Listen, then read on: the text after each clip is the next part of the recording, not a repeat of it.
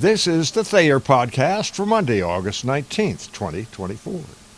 Earlier this year, I put together a series of 20 podcasts, videos if you will, reviewing the contents of much of the first book of the Bible, Genesis. I told the story of how everything was created and then mostly destroyed, except for Noah, his family, and every living thing he could jam onto the huge ship God had ordered him to build.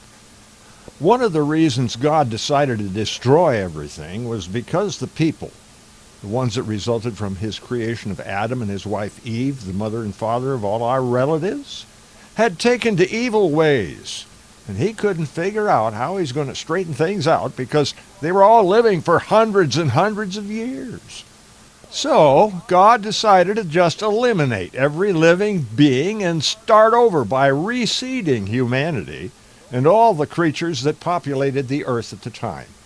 He managed to pull that off with the help of Noah, who himself lived to the ripe old age of 950. God was so unhappy about humanity's degradation that he decreed that man would no longer live for centuries at a time. In Genesis chapter 6, verse 3, God says, "My spirit shall not always strive with man, for that he also is flesh. Yet his days shall be 120 years. Genesis goes on to explain his reasoning, which I now will interpret for you.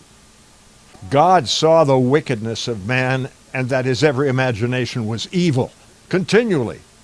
It broke his heart and made him regret ever creating mankind.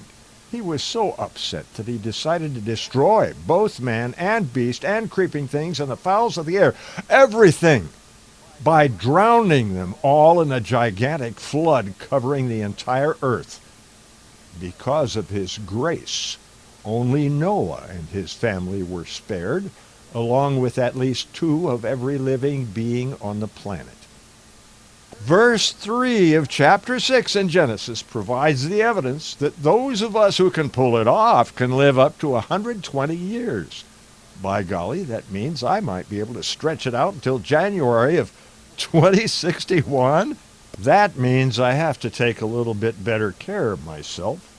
Hopefully attain the love and devotion of another good woman to keep me on the straight and narrow, and improvise, adapt, overcome. Semper Fi.